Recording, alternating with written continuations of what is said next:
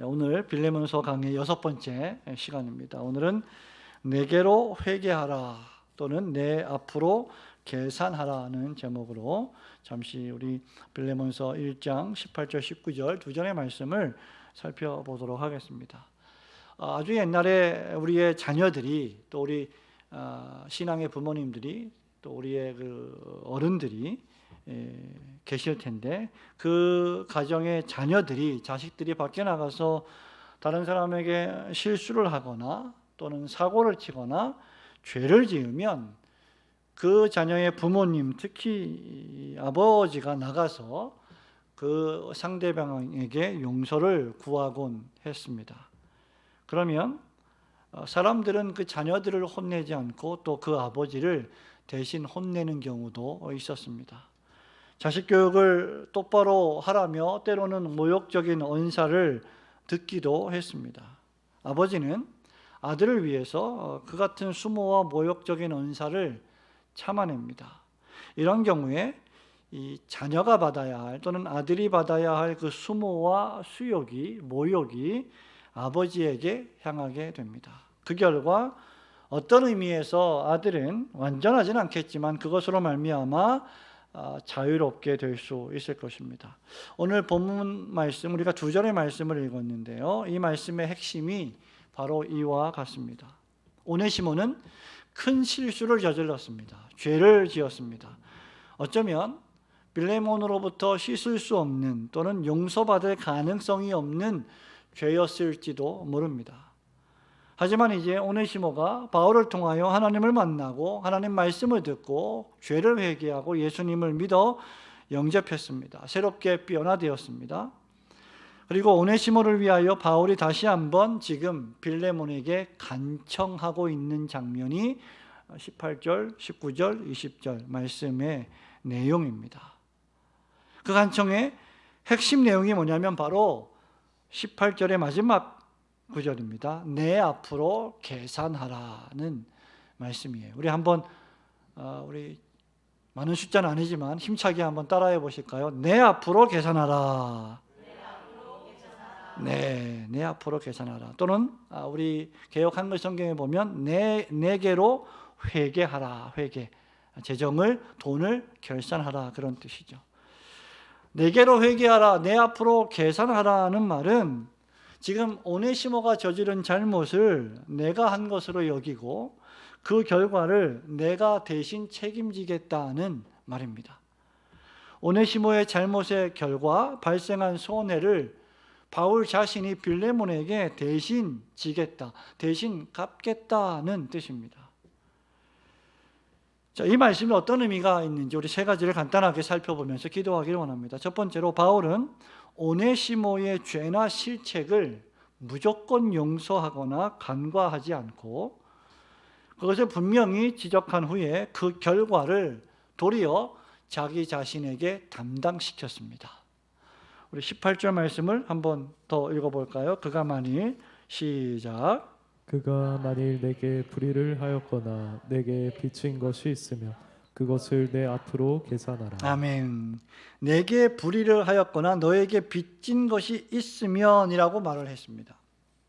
바울은 오네시모를 이제 좀 받아주어라고 빌레몬에게 간청을 하면서 오네시모에 대한 자비를 구하는 과정에 있어서 오네시모가 저지른 과거를 그냥 덮어두거나 무조건 용서하거나 무시하지는 않았습니다. 오네시모는 주인에게서 도망쳤습니다. 그것 자체로도 큰 죄였습니다. 그러나 오네시모는 도둑질과 같은 불의를 행한 채 주인을 떠나버렸습니다. 그것도 자신에게 매우 선하게 대해 주었던 신실한 주인에게 범한 죄였습니다. 이로 인하여 빌레몬은 대단히 마음이 상했을 것입니다. 그리고 엄청난 배신감에 휩싸였을지도 모릅니다. 그래서 바울은 18절에 그가 만일 불의를 하였거나 너에게 빚진 것이 있으면 그것을 나에게로 내 앞으로 계산하라고 말을 하는 것입니다. 뿐만 아니라 19절에 보면요, 그것을 뭐라고 말합니까? 어떻게 했어요? 내가 19절에 어떻게 해요? 갚으려니와 이렇게 말을 함으로써 자신이 대신 갚아주겠다는 약속까지 전하고 있습니다. 여기 불의를 행한다는 헬라어의 원어는 거룩의 반대말입니다. 악하게 행동한다, 잘못을 저지른다, 그 결과 범죄자가 된다는 뜻을 가지고 있습니다. 오네시모가 의로운 행동을 하고 선한 행동을 했어야 하는데 도리어 악한 행동을 했다는 말이죠. 그리고 빚진다는 말은 문자 그대로 갚아야 할 부채가 있다는 말입니다. 그 불의한 죄의 결과, 행동의 결과 갚아야 할 큰 채무자가 된 것입니다. 따라서 본문 말씀에 내 앞으로 계산하라는 말은 오네시모가 저지른 불의와 악한 행동에 따른 금전적인 손해를 자신이 대신 보상하고 변상해 주겠다는 말입니다. 여기 계산하라는 단어 역시 변제 또는 지급의 의무를 지닌 경제 용어입니다. 돈을 갚겠다는 것이죠. 책임을 지겠다는 말입니다. 대신 책임을 지겠다는 말입니다. 바울은 빌레몬에게 대충 그것을 탕감하라고 말하지 않았습니다. 빌레몬, 당신은 부유한 사람이니까 그냥 이거 없던 일로 해주세요 라고 말하지도 않았습니다. 잘못은 바로잡아야 하고 죄와 장벽은 제거되어야 합니다. 또한 죄의 싹도 마땅히 치러야만 합니다. 바울은 죄를 그저 인간적인 용서나 말 한마디로 거저 해결될 만큼 가볍게 생각하지 않았습니다. 우리는 실제 삶 속에서 여러분들 친구들이나 가족들이나 여러분 사회 속에서 많은 사람들에게 우리가 잘못을 범합니다. 또는 많은 사람들이 우리에게도 잘못을 범합니다. 그럴 때 미안합니다, 잘못했습니다라고 한마디 말만 하면서 우리의 죄와 악에 대한 사면권을 스스로 남발하고 있는지도 모릅니다. 바울은 그저 입에 침을 바른 말로 립 서비스로 이렇게 한 것이 결코 아니었습니다.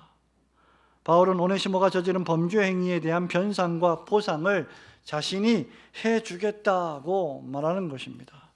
그것이 형제 오네시모를 구원하는 일이었고 그 사건으로부터 완전히 자유롭게 해주는 일이었습니다.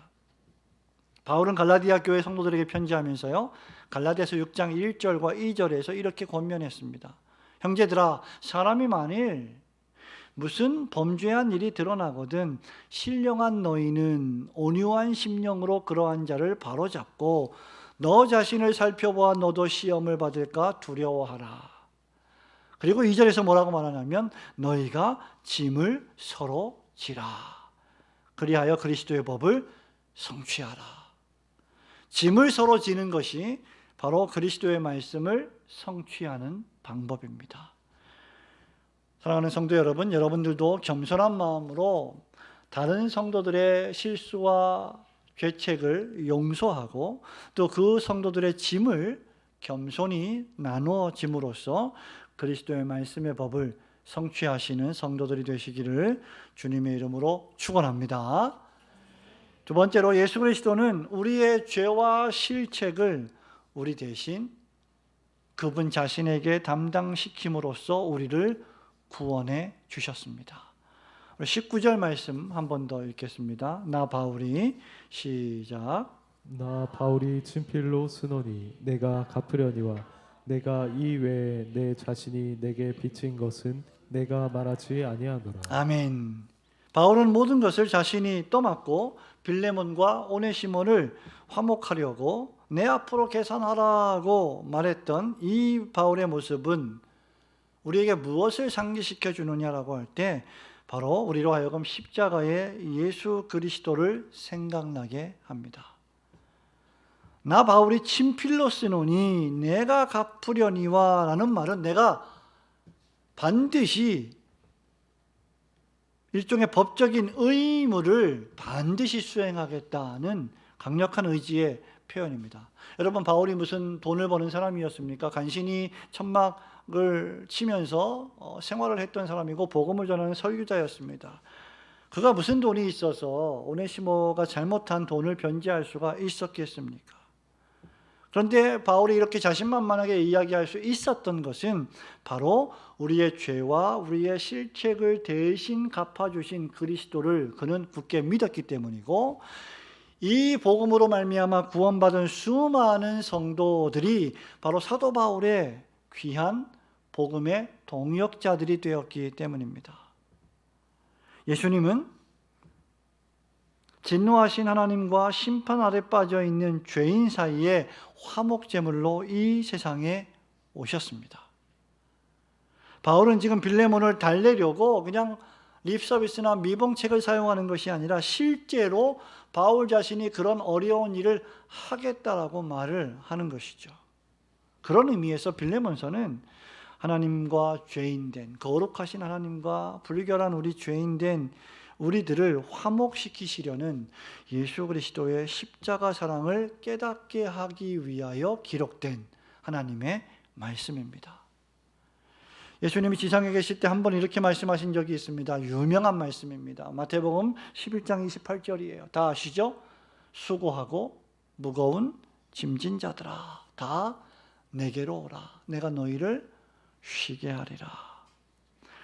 여러분, 이 말씀은 두 가지를 의미하지요. 하나는 인간들이 모두 다 수고하고 무거운 죄의 짐을 진 죄인들이라는 사실입니다.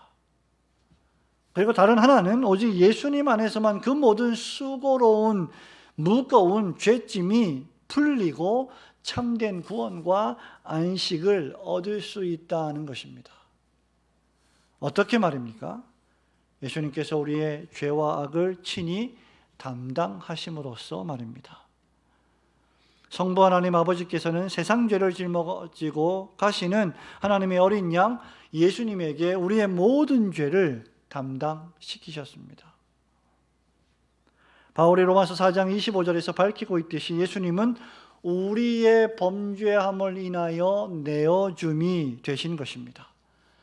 우리가 예수님을 믿고 영접하면 우리의 모든 죄와 악이 예수님에게 법적으로 옮겨가고 예수님의 완전하신 구원의 공로와 의의가 우리에게 법적으로 옮겨와서 우리가 의인이 됩니다.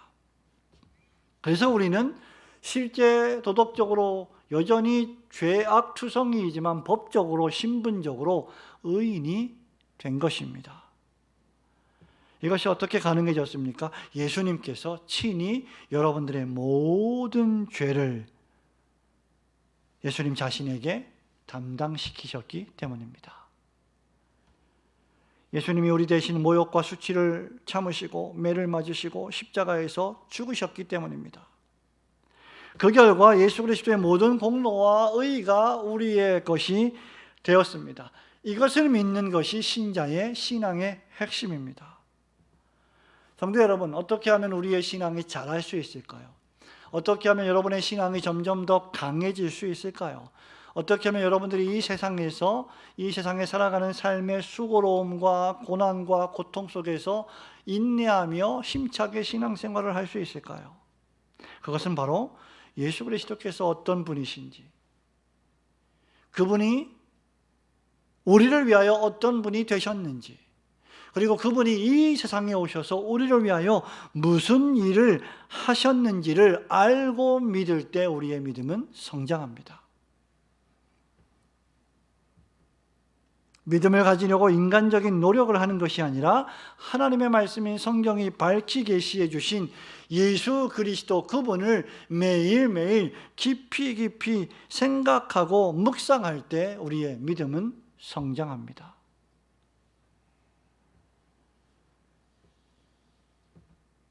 결국 예수님 그분이 나의 모든 것이 되어주셨다는 결론에 이를 때 그는 성장하게 되어 있습니다.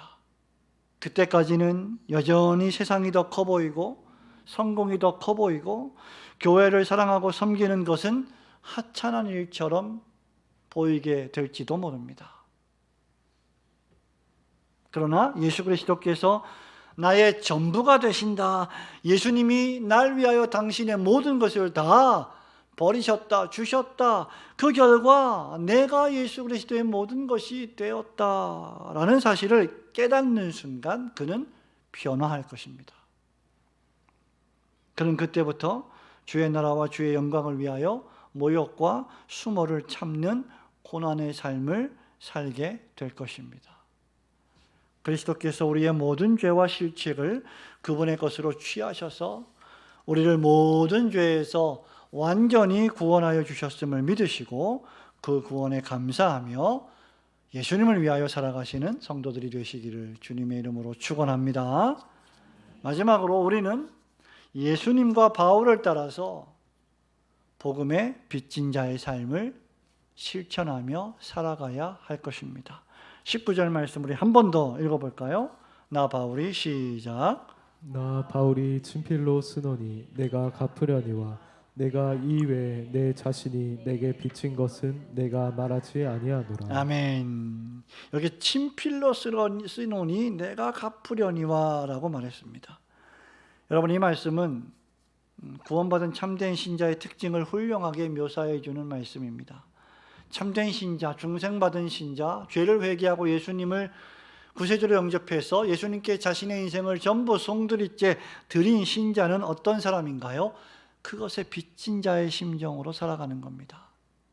생명을 다시, 죽어버린 생명을 다시 살려주셔서 덤으로 사는 인생처럼 살아가는 것입니다. 내 인생의 주인이 내가 아니라 그리스도이심을 믿으며 살아가는 삶의 자세를 취하는 것입니다. 그것이 복음의 빚진 자 된 삶의 모습이죠. 19절에서 바울은 놀랍게도요, 빌레몬이 바울 자신에게 빚지고 있다라는 말을 합니다. 네가 내게 빚진 것은 내가 말하지 않겠다. 그거 말하지 않고 내가 이 빚을 대신 갚겠다라고까지 말을 하는 겁니다. 여러분, 이게 무슨 빚입니까? 바로 복음의 빚입니다. 빌레몬은 바울의 복음 전도를 통하여서 자신이 죄인임을 깨달았고 하나님이 창조주심을 발견했고 예수 그리스도를 믿어야 구원을 얻을 수 있음을 확신했습니다. 그 결과 빌레몬은 새로운 인생을 살게 되었습니다. 바울의 설교를 통하여 그의 전도를 통하여 하나님을 만났고 예수님을 영접했습니다. 바울을 통해서 영원한 생명과 하나님의 나라인 천국을 기업으로 받았습니다. 그 구원의 감격으로 감사해하면서 지금까지 빌레몬은 바울의 복음 전도와 설교 사역을 마음으로 물질로 깊이 돕고 있었습니다. 여러분, 이 빚은 그 어떤 것으로도 다 갚을 수 없는 빚입니다. 마찬가지로 빌레몬이 바울을 향해 그랬던 것처럼 또 지금 바울이 오네시모를 위해서 빌레몬에게 그렇게 하고 있는 것처럼 우리 역시 모두 다 복음의 빚진 자들입니다. 우리가 어떤 존재입니까? 과거 허물과 죄로 죽어버렸었던 자입니다. 한때 우리도 마귀의 자녀들이었고 사단의 종되었던 자들입니다. 하나님께서 은혜를 베풀어 주셔서 깨닫게 하시고 예수님을 영접하여 구원을 선물로 얻은 사람들입니다. 하나님이 은혜를 베풀지 않으셨다면 우리도 역시 여전히 세상이 우리의 천국인 줄 알고 세상에서 우리의 야망을 추구하며 그렇게 살다가 죽음에 이르는 절망만 가지고 있을 뿐인 사람들이었습니다. 하나님께서 택하시고 구원하여 주시지 않았다면 우리 역시 썩어져가는 육체의 양식을 위하여 살아가는 사람들이었을 것입니다. 그런 우리를 하나님께서 선택하시고 역사 속에서 부르시자마자 의롭다고 칭해 주시고 아예 로마서 8장 28절 30절에서 영화롭게 해 주셨습니다. 그 무엇도 우리를 이 구원에서 끊을 자가 없다고 확신시켜 주셨습니다. 바로 우리는 이 하나님의 은혜로 생명의 빚을 진 사람들입니다. 그렇다면 우리 역시 그렇게 빚진 자의 삶을 살아야 할 것입니다. 복음의 빚진 자의 삶은 과연 무엇일까요? 그것은 바로 주님의 몸된 교회를 위하여 바울처럼 내 앞으로 계산하라는 삶을 살아가는 겁니다. 내 앞으로 계산하십시오.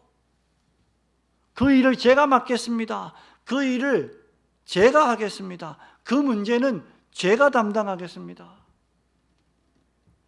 여러분, 더 노골적으로 구체적으로 말씀드릴까요? 그 선교사님을 제가 오늘 대접하겠습니다. 여러분, 어떤 문제가 있습니까? 어떤 성도에게 어떤 문제가 있습니까? 그걸 저에게로 돌리십시오. 제가 대신 해결하겠습니다. 제가 찾아가겠습니다.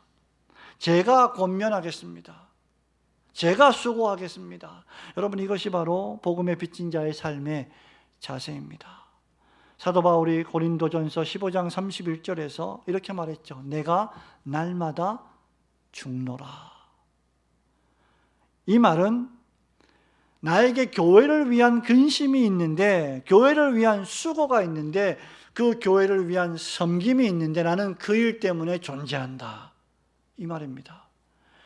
그것이 바로 바울이 자신을 괴롭게 하지 말라며 갈라디아서 6장 17절에서 내가 내 몸에 예수의 흔적을 지녔노라고 말한 이유입니다. 두 번째로 복음을 효과적으로 전하고 영혼을 구원하는 일에 있어서 내 앞으로 계산하라고 하는 자세입니다.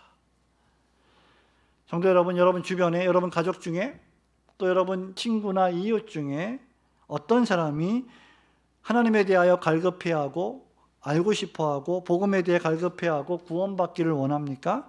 그러면 그의 영혼을 위하여, 그의 영혼을 구원하기 위하여 다른 모든 관계된 일들을, 수고로운 일들을 자기 자신에게 담당시키는 자세입니다. 그에게 복음을 전하고 그를 구원하는 일을 위해서 내가 불편을 감수해야 한다면 내가 감수하겠습니다 라고 하는 자세입니다. 여러분, 지금 바울이요, 빌레몬에게 얼마든지 명령할 수 있었습니다. 바울은 사도였습니다. 심지어 빌레몬은 바울의 설교를 통하여 개종한 신자였습니다. 바울의 제자 중에 제자였습니다. 그런데 바울은 자신을 최대한 낮추어 빌레몬에게 부탁하고 권면했습니다. 여러분, 이것은 어찌 보면 불편한 일입니다. 그러나 바울은 오네시모를 위해서 예수님처럼 기꺼이 자신을 낮추었습니다. 그러므로 성도 여러분, 주님의 몸된 교회를 위하여, 복음 전파를 위하여, 영혼을 구원하기 위하여, 여러분이 구원할 영혼들을 위해서 기꺼이 낮아지시고 섬기시는 복음의 삶을 사시기를 주님의 이름으로 축원합니다. 성도 여러분, 말씀을 맺습니다. 우리의 인생은 어떤 의미에서 빚을 갚는 인생이다 라고 할 수 있을 겁니다. 세상의 빚은 고통스럽고 힘든 일입니다. 저도 여러 번의 유학 생활로 인해 적지 않은 빚이 있었고, 또 11년 전에 교회를 개척할 때도 빚을 졌습니다. 빚이란 성가시기는 하지만 반드시 갚아내야 합니다. 하나님의 은혜로 여기까지 살아왔고, 아직 우리가 인생을 다 살지 않았고 살아갈 인생이 많습니다. 그 빚이 죽을 만큼 고통스러운 상황도 아닙니다. 하지만 빚이란 언제든지 가시와 같은 부담이죠. 하지만 영적으로 복음의 빚은 고통스럽고 구차하고 모욕적인 부채를 갚는 일이 결코 아닙니다. 그것은 하나님께서 우리에게 사명으로 주신 영광스러운 복음의 빚입니다. 기쁨으로 수행해야 할 빚입니다. 바른 교회 건설 운동을 위해 힘쓰고 애쓰는 빚입니다. 여러분, 이것이 비록 때로는 힘들고 어려운 일이기도 합니다. 목사로, 장로로, 안수 집사님들로, 권사님들로 예배를, 또 기도를, 말씀 생활에 모범을 보이며 교회를 섬기고 헌신하는 일은 힘들고 어려운 일입니다. 하지만 그 일은 장차 올 영광에 좋게 비교할 수 없는 일입니다. 바울이 로마서 8장 18절에서 이렇게 말합니다. 생각건대 현재의 고난은 장차 올 영광과 좋게 비교할 수 없도다. 바울은 디모데후서 1장 8절에서 디모데에게 복음과 함께 고난을 받으라고 명령했습니다. 그런데 디모데 혼자 받는 고난이 아니었습니다. 디모데후서 2장 3절에 보면 그리스도 예수의 좋은 병사로 뭐라 그랬습니까? 나와 함께 고난을 받자라고 했습니다. 그리스도의 교회에는 기꺼이 고난받을 각오를 하는 병사들이 필요합니다. 고난을 받되 복음으로 인하여 영광스럽게 인내하는 신앙의 군사들이 필요합니다. 오늘도 내일도 모레도 변함없이 복음의 빚진 자로서 우리 올고든 교회 모든 성도들이 하나님 나라와 주님의 몸된 교회를 위하여 내 앞으로 계산하라고 외치면서 고난받는 그리스도의 선한 병사들이 되시기를 주님의 이름으로 축원합니다.